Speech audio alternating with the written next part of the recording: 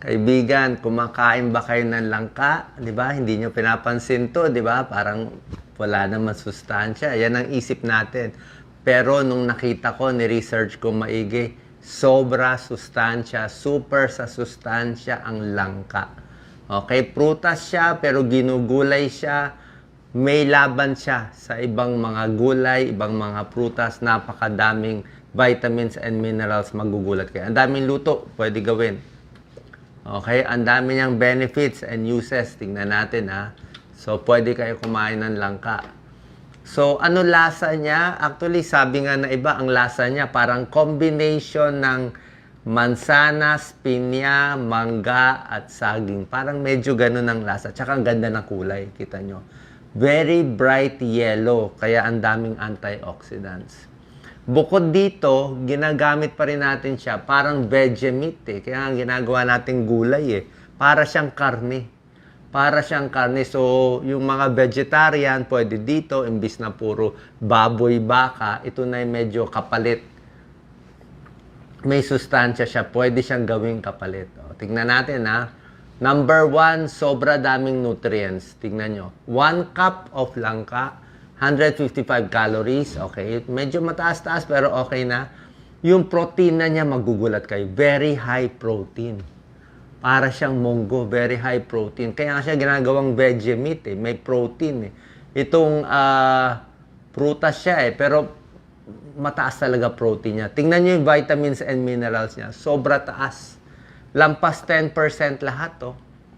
Vitamin A, 10% ng requirement. Vitamin C, 18 to 21% yan. Ito, vitamin B, 11. Magnesium, 15%. Potassium, 14%. Per cup yan ha. Copper, 15%. Manganese, 16%. Marami pang antioxidants. Bihira ang pagkain na na-discuss ko na mayroong ganitong kataas. Sabi nga impressive. Sabi ng mga experts, impressive ang nutritional profile ng langka or jackfruit. Ayan ang taas, magnesium, antioxidants, may omega-3 fatty acids pa siya. Vitamin B6 niya, 35% per cup, may fiber siya. Okay, para sa tiyan. Yung vitamin C, sinasabi ko, maganda. Vitamin B, yung potassium niya, mataas, napakaganda. Ayan mataas sa flavonoids, antioxidants, vitamins. Yan Tsaka parang karne ang lasa, parang pork. High protein, no? Tulad na sinabi ko, 2.8 grams to 3 grams of protein. Very good source. Cholesterol-free, low sodium pa. Maraming luto pwede gawin, di ba? Gusto natin langka, may gata, may sili. Ito, ginawa niyang parang veggie meat, Ginawa niyang taco. Ito, ginawa niyang parang karne, nilagay sa salad. At ang malakas na benefit ng langka para sa diabetes, pwedeng-pwede. Low glycemic index, kahit maraming kainin nyo, hindi nakakataas ng blood sugar. Napakaganda. Mataas pa yung fiber niya. Nakita nyo, di ba? Very fibrous di ba? Para siyang may fleshy So, ang pagkain maraming fiber, maganda rin sa tiyan, good for digestion, nakakapigil din yung pagtaas ng blood sugar. Mataas din yung protina niya, maganda rin niya sa blood sugar. So, good for diabetes. Actually, isang possible side effect nga niya, baka daw bumaba masyado blood sugar mo. Yung pa ang kinakatakot nila na bumaba masyado. Ang problema natin, diabetes Number 3, makakatulong sa maraming sakit. Okay? Hindi pa to proven ng mga malalaking scientific trials, pero sa dami ng vitamin C niya, 20%, maganda yan sa puso. Sa dami ng carotenoids, sa kulay niyang bright yellow, ay mga carotenoids for diabetes, chronic disease, arthritis, heart disease. Maraming antioxidants itong flavonoids for blood pressure, for cholesterol. Napakaganda. Tulad na sinabi ko, kapalit sa karne. So, imbis na laging, Doc Lisa, luto tayo, madalas na langka, at least 2 times a week, 3 times a week, pwede tayo. Imbis na paksiw na lechon, di ba? Balat ng lechon, ito paksiw na langka. Pwede.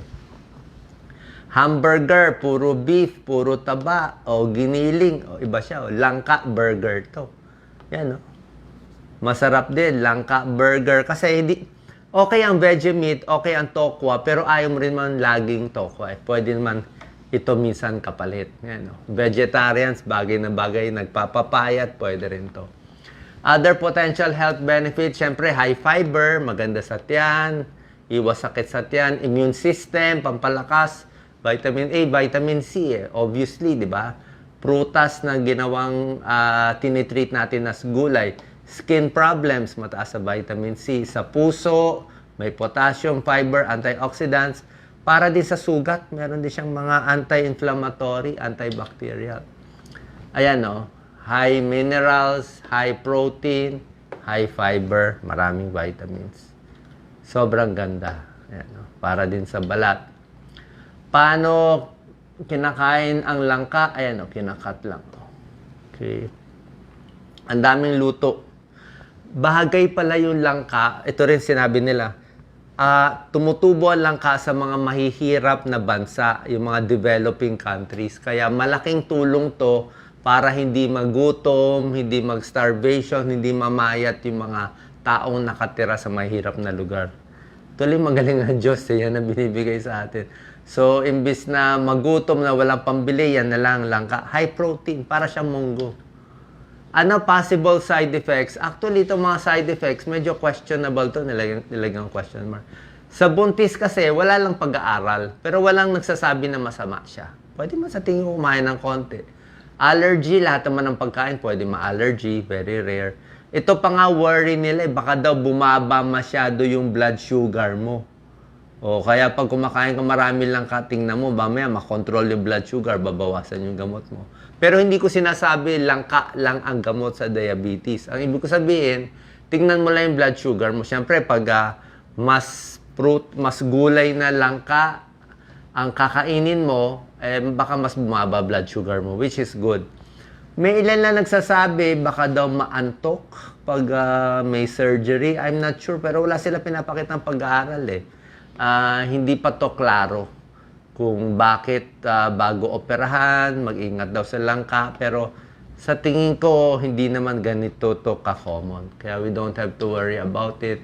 Depende sa luto ng langka. Di ba sabi ko, kung may gata, wag lang masyado maraming gata. Mas kainin nyo yung langka. Yung gata kasi medyo may saturated fat, tsaka may cholesterol. Pag ganito ang luto ng langka, sige pa konti-konti, matamis, okay lang Ito, okay naman ginatan. Kaya lang syempre, gata yan. Ito sugar to. Ito, banana Q, sugar, matamis. Pwede naman paminsan-minsan. Pero syempre, dinagdagan mo na ng matamis. Sinubukan ko pa ipaglaban. Okay, ito merong mga studies yan Pinaglalaban yung nutritional profile ng langka versus apple. An apple a day keeps the doctor away. Pakita mo, Doc Lisa. Yan. Maniwala ka ba na tinalo ng langka? Ayan, panalo lahat ng langka, Langka, panalo lahat sa vitamin A, vitamin C, calcium, iron, magnesium, tinalo niya lahat, Tinalo niya lahat ng apple. Mas mataas lang ang apple sa fiber, sa pectin. Yun lang. 'Di ba? So, meron naman ibang benefits yung apple. Mas marami pag-aaral yung apple. Pero kung based on vitamins and minerals, kung makikita mo, panalong-panalo ang langka. Di lang natin pinapansin. Favorite kong saging, 'di ba? O kaya ba talunin ng langka ang saging? Kita nyo, medyo patas ang laban nila. Panalo ang saging sa ibang mga components. Ito, may ilang vitamin B, B6 na mas panalo siya. Pero marami din panalo yung langka. Pero obviously, ang saging kasi, marami pa siya ibang benefits Meron siyang tryptophan, pamparelax.